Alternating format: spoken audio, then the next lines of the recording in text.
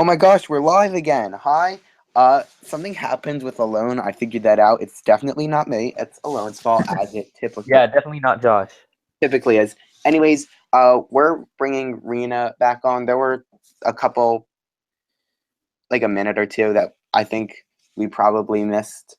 But it's okay. We have a lot of questions, and there's a lot of election coming up tomorrow with a lot of decisions to be made. We probably missed. Oops, that was the stream again. Haha. Anyways, no one's listening right now. Alone? Why is that? The new stream, people will come on and listen. We have a viewer. Wow. Oh, it's probably our guest who is utilizing the stream to oh. Now we don't anymore. Anyways, Alone, do you have any thoughts about the way that our polling stations are sort of set up around town?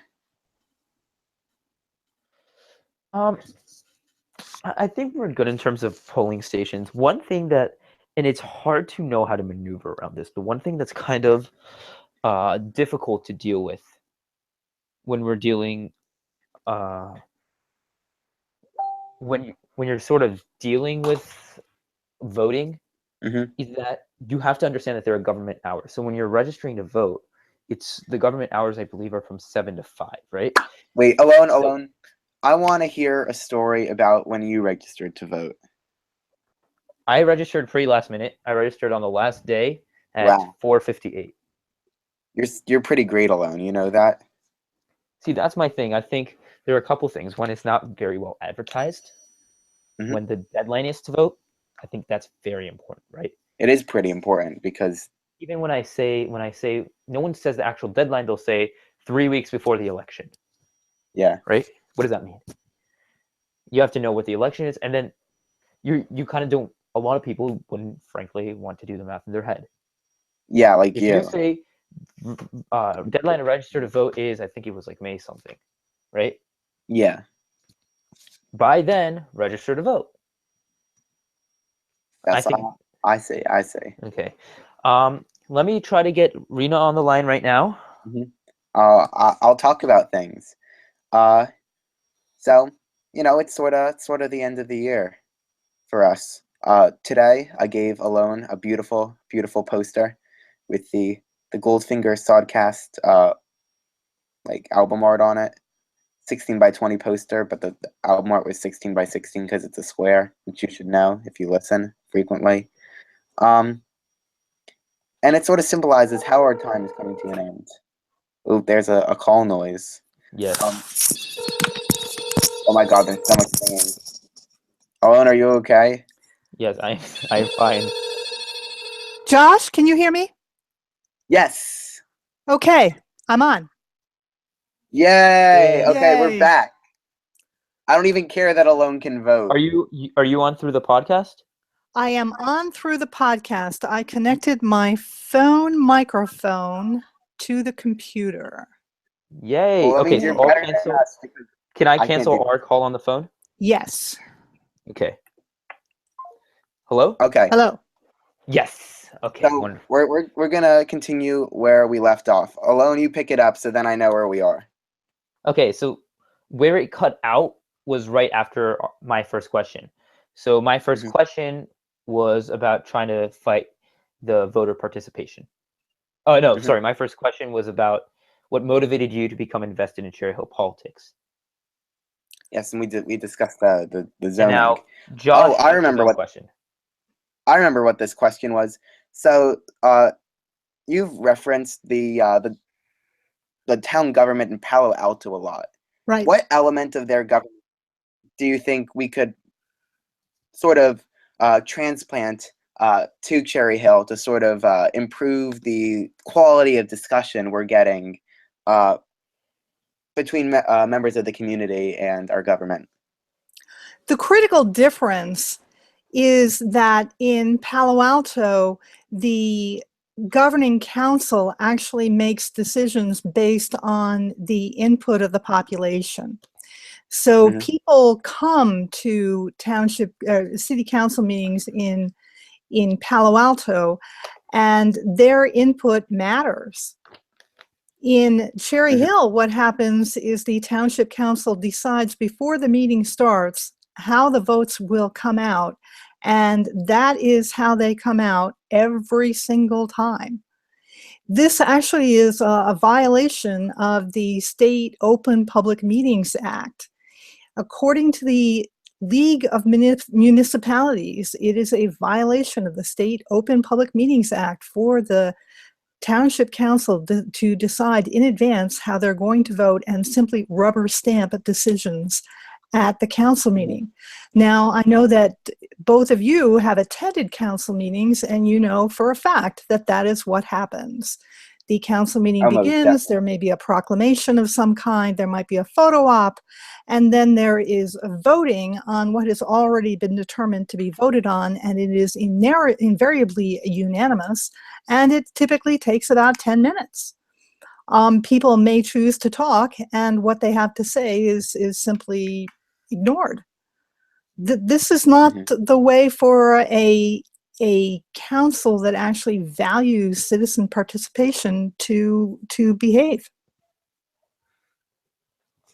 Okay, so we have sort of the flame, the sort of reason why we would have a movement against the incumbents. Now, how exactly did the column 7 ticket sort of coagulate into what we're going to see on the ballot tomorrow?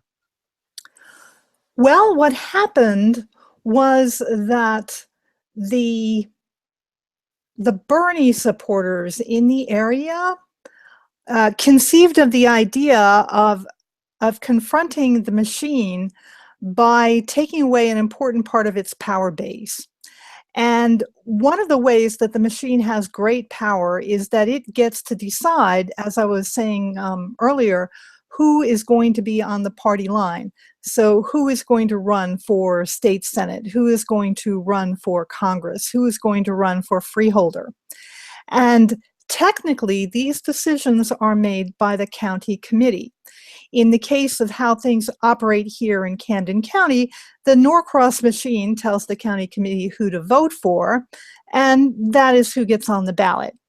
But should we manage to take over a majority of positions on the county committee, then we actually could get to decide in a democratic fashion who is on the party line.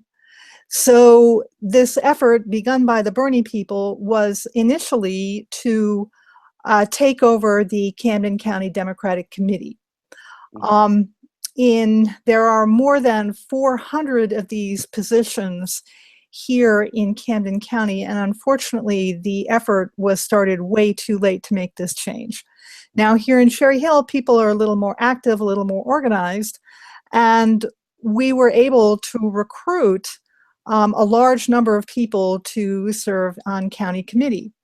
But then what happened was some of these people who were recruited said, well, why don't we attempt to run people for council? Because we have a lot of concerns about the way the council is operated.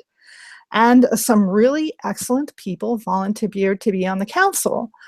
And then it was discovered that one of the ways that the county bosses make it difficult for insurgents is that there is great difficulty in being on the ballot unless you are bracketed with freeholder candidates, and you need to have 2 freeholder candidates to do this.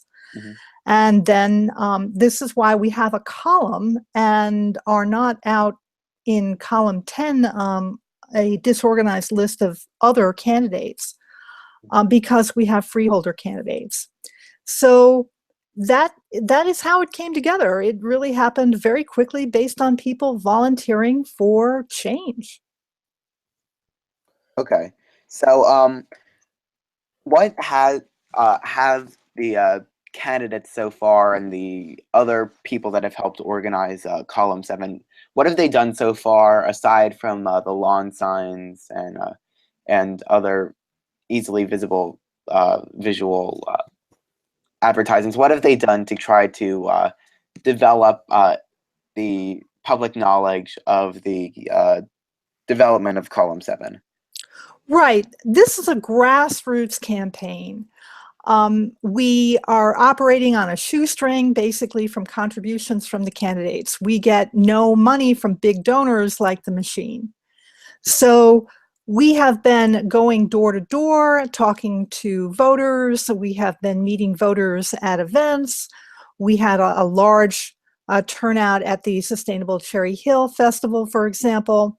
Mhm. And we have been circulating flyers. We have been using social media. We have people connecting by email, by phone, one person at a time. Okay, so as we know, this upcoming primary tomorrow is not only about local government. We're also going to be deciding who is going to be on the Democratic ticket for the gubernatorial election. What is your opinion on the candidates currently for the Democratic primary? Well, we have some excellent candidates, and I think the public has some good choices. Personally, I am going to be voting for Jim Johnson. Again, I think the big issue that is causing New Jersey so much trouble is the political boss system. There is a reason why New Jersey has the highest tax burden of any state in the country. And that is because this political boss system leads to so much overpayment of services, overpayment of contracts, union rules that are just outrageous, where people get pensions based on only their last few years of service, during which time they work a lot of overtime. So unlike when many people get pensions based on their service, it is not cumulative, but rather based on very high-end earnings at the last few years of service. So all of these things drive very high costs here in New Jersey. And I think the most important thing I need in a governor is somebody who will take on the system of entrenched political bosses, and that candidate is Jim Johnson. I have met him, I have heard him. He is a smart man, and he has made this one of his top priorities. Well, we're both Jim Johnson fans, and that's what I expect Alone to be checking off tomorrow. Something that also leads into that. So we've had, as a state, very low turnout for these elections. First of all, it's a primary aside from a general. It's also off by a year, not even 2 years, so it's not a midterm.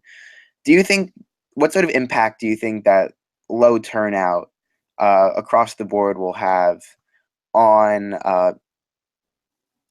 the success of the progressive candidates tomorrow? Actually, I am certain that turnout will be quite high. We have been targeting, or rather following, the vote by mail vote, and already the vote by mail vote from Democrats in Cherry Hill is higher than the total vote was 2 years ago. Mhm. So typically only about 2,000 people vote in the primary in Cherry Hill, and this year I am expecting double that. So we are expecting a high turnout because there is a lot of interest. Your point, however, is entirely valid, and again, I think the political boss system, where most voters believe that they do not have a choice, that the powers that be have picked the candidates already before they get to the ballot, causes people not to show up, causes people to disengage. It's a real problem. It needs to be changed. Mm-hmm. I have also another question. This is from me, the perspective of sort of a person who's just starting to vote. I've noticed that a lot of people at my high school, especially, have not registered for the primary because really it hasn't been advertised as much to those who aren't politically engaged. if you're elected, would you be sort of interested in maybe reaching out to high schools and doing some sort of events to make sure they know how to register to vote for a primary and when the deadlines are due, things like that? Absolutely. Absolutely. I would love to see more young people involved politically. When I was in my 20s, I was very involved with Amnesty International at the high school level, and I got to see wonderful activism by high school students, which was actually reported nationally. So I know that high school students can make a big change and can be very effective when they're interested and motivated. Okay. Okay. Josh? So what sort of primary policies do you intend to take up if you're on the county Democratic Council? The County Democratic Committee, yes. I'm So sorry. again, our key concern is that we start to choose candidates for elected office democratically instead of by dictate by the Norcross machine. So that will be our first goal. We will be voting independently. We are not going to be taking any jobs from the Norcross machine, and therefore our neighbors will be able to depend that we are acting in their interest and not in the interest of the machine. Maybe not during this election cycle, but even during the next one, do you see potentially column 7 challenge to Donald Norcross in the national election for the House of Representatives? Yes, I certainly do, and we saw that last year with Alex Law's excellent campaign. So I think that it is not to be it is not out of the ballpark that next year there would be yet another challenge to Donald Norcross. We have seen $5 billion in tax incentives being given to companies to move into Camden, in many cases where no jobs are created at all. So $80 million here, $90 million there, and this racks up to real money. When Subaru is given tens of millions of dollars to basically move a few miles down the road from Cherry Hill to Camden, yielding no new jobs to Camden, yielding an empty office building in Cherry Hill, this is a stupendous cost to voters across the state who have to come up with those tens of millions of dollars that would have been paid by Subaru and are not going to be now. Mm-hmm. And this was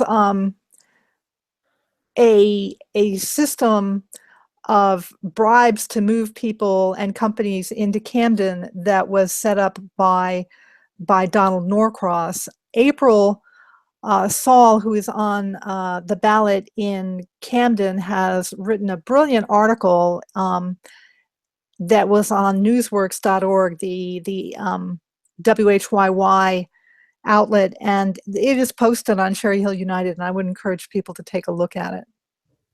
Mm-hmm. Is this the one? I'm going to check back on that later. This is sort of a little less related to what we're discussing now, but assuming that that the progressives have a strong showing and get a number of their candidates going to the general election, what's the strategy from this point until, let's say, their terms are up in office? How will the people elected at this local level continue to work together for their whole term? And I just found the article. I'm going to read that. Okay. We are not expecting the 4 candidates who are for council with the Progressive Democrats to walk in lockstep. We will not be attempting to imitate the no votes that have been 20 years of the machine candidates. What we hope for is that our candidates will be listening to the public. They will be also using their own experience and knowledge, and will make the best votes that they can, understanding that honest people will disagree. Nevertheless, they have all committed to making certain changes. First, they have all committed that they will vote to reverse the Costco ordinance, the rezoning of the 398 acres of Cherry Hill so that Costco could have a gas station. I'm sure you young men are quite familiar with this issue, Yes. but there are grave concerns throughout the West Side of the traffic burden of 6,000 additional cars per day coming into Garden State Park. Also, the idea that we have now rezoned so that in a zone that is mixed residential and commercial, gas stations can be 30 feet from residential property where this had been prohibited before. So that is one of the first things they will do. The second thing is they will go back and look at the B2 and B3 business zones where, again, currently gas stations are permitted to be added only 30 feet from homes, and will rezone so that new gas stations need to have at least a 200-foot buffer from homes. Most important, I think, to most Cherry Hill voters, the new township council candidates have committed to eliminating a lot of the pay-to-play loopholes that allow the friends of the machine to still get big contracts. For example, there is good measurement of a company, for example, giving money to the mayor. So that doesn't happen anymore. Instead, a company that wants to do business with the township chooses to give money to the Donald Norcross for Congress campaign, which is not prohibited. And then the Donald Norcross campaign gives money to the Camden County Democratic Committee, which then gives money back to the mayor's campaign. So this is simply a loophole. We need to eliminate the ability of companies to give money into the greater machine for the machine's benefit, because that is just the same as giving money to the mayor. Second, there is a loophole where a company is prohibited to give a donation, but the partners in the company can. So you will see, for example, in the astonishing case of the township auditor, the company that reviews our books, they have partners that give thousands of dollars in sum to the Donald Norcross campaign. Wow, of all the contractors that service the township, the contractor that I most want to be honest and truthful with the township is our auditor. So these are two types of pay-to-play that the new progressive Democrat council candidates will try to eliminate. But more important than that, they will go through all of township spending, make sure that we are paying the best price for all of our contracts and not just paying inflated prices to the connected contractors. Any monies that we save will be used to reduce property taxes, which are way too high. Mm-hmm.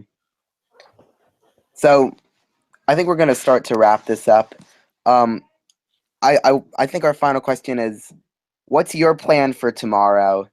Once you wake up, you go to the polls. What are you going to be doing while you await the the validated results of the primary? Me personally, I am on a different schedule, which is why you're talking to me. The other council candidates are actually out meeting voters right now. I am going to be at Blackwood at midnight for the opening of the vote by mail ballots. Then sometime in the morning, I get to come home and take a nap. And then in the afternoon, I'm going to be at a polling place. So we hope to have answers to the election results relatively promptly after the votes close, and you should be able to find it on Cherry Hill United. Well, thank you. Thank you so much. We're going to wrap this up. So we're actually going to be at polling places tomorrow, too. I think we're going to spend most of the time at the polling place near Temple Beth Shalom, where Alone is going to be voting. And we're going to be following the results live as well. Rena, thank you so much for talking to us. It's been a pleasure. And good luck tomorrow. Goodbye. Thank you, Alon. Bye-bye.